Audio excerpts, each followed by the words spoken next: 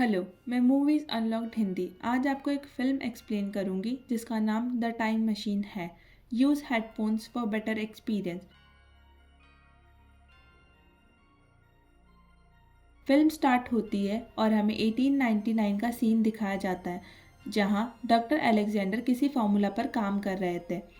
Alexander इस formula पर इतने बिजी थे कि वो ये भूल गए थे कि उन्हें आज शाम 5 बजे अपनी गर्लफ्रेंड से मिलना है, और ये बात भी डॉक्टर को उन्हीं के एक कलीग डॉक्टर फिल्बी ने याद दिलाई। ये सुनकर अलेक्जेंडर जल्दी से अपने नोट्स उठाते हैं और तैयार होने के लिए अपने घर की ओर भागते हैं।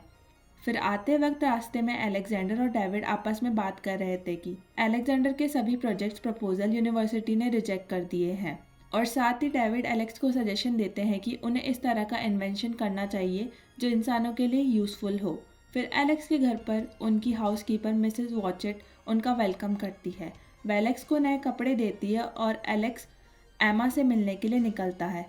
फिर वो फाइनली एमा से मिलता है। वे दोनों बात करते हुए एक पार्क के पास घूम रहे थे। फिर एलेक्स एमा को शादी के लिए प्रपोज करता है और एमा आंसू भरी आंखों के साथ उसके प्रपोजल को एक्सेप्ट कर लेती है। फिर वो अपनी जेब से एक बहुत कीमती रिंग निकालकर एमा को पहना देता है। एमा और एलेक्स दोनों बहुत खुश थे। हालांकि तभी अचानक एक आदमी पास आता है और उनके चारों ओर चक्कर लगाने लगता है, और वो आदमी उनके पैसे मांगता है, पर एलेक्स उसको पैसे देने से मना कर देता है। फिर उस लुटेरे ने एलेक्स पर बंदूक तान दी।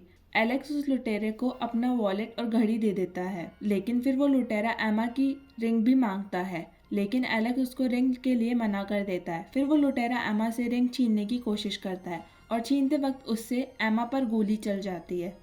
फिर एलेक्स एमा को अपनी बाहों में पकड़ लेता है। वहाँ एमा अपनी आखिरी सांस लेते हुए एलेक्स का नाम पुकारती है और मर जाती है। फिर हमें 4 साल बाद का सीन दिखाया जाता है। एलेक्स बोर्ड पर कुछ फार्मूला लिख रहा है। ऐसा लगता है कि जैसे वो किसी चीज़ पर रिसर्च कर रहा हो। वो अभी भी एमा की मौत से उबर नहीं पाया था और पूरे टाइम खुद को काम में बिजी रखता है। डेविड और मिस वॉचेट उसके लिए परेशान थे। फिर एक दिन डेविड उसे मिलने आता है। तब वह पर्दे के पीछे कुछ नोटिस करता है और वो एलेक्स से पूछता है कि किस इन्वेंशन पर काम कर रहा है। एलेक्स उसको एक हफ्ते रुकने के लिए कहता है और फिर जल्दी एक हफ्ते बीत जाता है। हम एलेक्स को रेडी होते हुए देखते हैं। वो एमा की मौत के बाद आज पहली बार ढंग से तैयार हुआ है। इसके बाद वह पर्दा खोलता है और फिर हम एक बहुत बड़ी मशीन को देखते हैं। इस मशीन में बहुत से व्हील्स और गियर्स थे और बीच में एक कुर्सी लगी हुई थी। एलेक्स उस पर बैठता है और एक लॉकेट को देखता है जिस पर एमा की तस्वीर बनी हुई थी। वह धीरे से मशीन का लीवर ऑन करता है, तभी उसको मशीन की शील्ड कवर कर लेती है और मशीन प्रॉपरली एक्टिवेट हो जाती है। फिर जब एलेक्स एक लास्ट लीवर को नीचे खींचता है, तब हमें एक पॉकेट वॉच दिखाई जाती है जो उल्टी डायरेक्शन में चल रही थी। इससे हमें पता लगता है कि एलेक्स जिस मशीन का यूज़ कर रहा है वह एक टाइम मशीन है। अगले सीन में हमें फ्यूचर एलेक्स को उसी पार्क में देखते हैं जहां उस रात एमा की डेथ हुई थी। तभी एमा उसे देखती है और उसकी ओर दौड़ती है। एलेक्स भी अपने प्यार को वापस देखकर बहुत खुश हो जाता है। फिर वह उसे पार्क से दूर ले जाने के लिए घोड़ा गाड़ी लाता है। फिर वो कुछ देर बाद गाड़ी से उतर जाते हैं और एलेक्स उसे घर जाने के लिए कहता है, और साथ ही वो एमा को बताता है कि वह उससे बहुत प्यार करता है और करता रहेगा। फिर वह उसे सड़क किनारे छोड़कर उसके लिए उसकी फेवरेट फूल लेने चला जाता है, पर अचानक एक गाड़ी ने उसे टक्कर मार दी जिससे एमा की फिर से मौत हो गई। अब एलेक्स को पता लग गया था कि वह एमा के भाग्य को नहीं बदल सकता और वो चाहे कुछ भी करे, लेकिन तब भी एमा उस रात मरी जाएगी। लेकिन वह हार नहीं मानता। उसका मानना है कि फ्यूचर के लोगों ने इसका कुछ सलूशन ढूंढ लिया होगा, इसलिए वह फ्यूचर में जाने का और फ्यूचर की टाइम मशीनों को स्टडी करने का फैसला करता है। वह अपनी टाइम मशीन में बैठता है और लीवर को नीचे खींचता है। इस बार वो साल 2030 के लिए टाइम सेट करता है और फिर अब वो 2030 में एंटर करता है। वह टाइम मशीन के बारे में जानने के लिए न्यूयॉर्क के एक लाइब्रेरी में जाता है जहां उसे एक होलोग्राम मिलता है वॉक्स 114 नाम से, और वो इस टेक्नोलॉजी को देखकर शॉक हो जाता है। हालांकि जब वह वॉक्स 114 से टाइम ट्रेवल की बात करता है तो उसे पता लगता है कि अभी इस तरह की कोई प्रॉपर मशीन नहीं बनी है। फिर वो वहाँ से चला जाता है और फिर वह मशीन में जाता है और टाइम ट्रेवल करता है ईयर 2037 में। 2037 में दुनिया पूरी तरह से डिस्ट्रॉय हो गई है। मून अर्थ के बहुत पास आ चुका था, जिसकी वजह से अर्थ की ग्रेविटेशनल फोर्सेस डिस्टर्ब हो रही थी और इसी वजह से रोज़ कई अर्थक्वेक्स और सुनामी आ रहे थे। तभी दो पुलिस वाले जो लोगों को उस एरिया से दूसरी जगह ले जा रहे थे, एलेक्स को अरेस्ट कर लेते हैं और उसको भी इवैक्यूएशन सेंटर ले जाने लगते हैं। वहाँ एलेक्स खुद को बचाने के लिए ट्राई करता है। तभी अचानक ज़मीन हिलना शुरू होती है और एक भयानक अर्थक्वेक आता है। एलेक्स इसी मौके का फ़ायदा उठाकर जल्दी से मशीन के अंदर घुस जाता है, लेकिन तभी उसके सर पर एक पत्थर लग जाता है जिससे वो बेहोश हो जाता है और टाइम मशीन खुद से ही टाइम ट्रेवल शुरू कर देती है। एलेक्स बेहोश था और अब टाइम मशीन को कंट्रोल करने के लिए कोई नहीं था। जब वह लास्ट में अपनी आंखें खोलता है तो वह देखता है कि वो ईयर 2701 में पहुंच गया है और जल्दी से मशीन को रोकता है, इससे पहले वो कहीं और पहुंच जाए। फिर उसकी आंख खुलती है और वो खुद को बेड पर पाता है और अब उसके घाव भी ठीक हो गए थे। जैसे ही वह अपने कपड़े पहनता है, एक छोटा लड़का उसके पास आता है और फिर वहाँ से भाग जाता है। एलेक्स उस बच्चे का पीछा करता है और देखता है कि फ्यूचर के लोग वापस पुराने ज़माने के लोगों की तरह रहने लगे हैं। वे सब भी एलेक्स के पास आते हैं और उसे अलग तरह से देखते हैं, लेकिन उनमें से किसी को भी एलेक्स की भाषा यानी इंग्लिश नहीं आती थी, एक मारा नाम की लड़की को छोड़कर। एलेक्स उसे बताता है कि वह एक टाइम ट्रैवलर है, लेकिन मारा दूसरों को बताती है कि कोई पागल है और भटक गया है ताकि वह उसे मार ना डाले। इन लोगों को एलॉयस कहते हैं। तभी एक जोर का हॉर्न सुनाई देता है और हर कोई अपने शेड में चला जाता है। उस रात एलेक्स मारा और उसके भाई कैलन के यहाँ रहता है। वह आसमान में चांद के टूटे हुए टुकड़े देखता है। अगले दिन मारा एलेक्स को उसके टाइम मशीन के पास ले जाती है। दोनों देखते हैं कि टाइम मशीन एकदम से सही थी। मारा इंसिस्ट करती है कि एलेक्स कैलन को उसके साथ पास्ट में ले जाए। इससे पहले कि एलेक्स उसे रीज़न पूछे, तभी एक बहुत तेज हॉर्न की आवाज़ सुनाई देती है। मारा डर जाती है और वहाँ से भागती है कैलन को बचाने के लिए और एलेक्स भी उसके पीछे भागता है। वहाँ रहने वाले सभी लोग भागने लगते हैं चट्टानों की तरफ।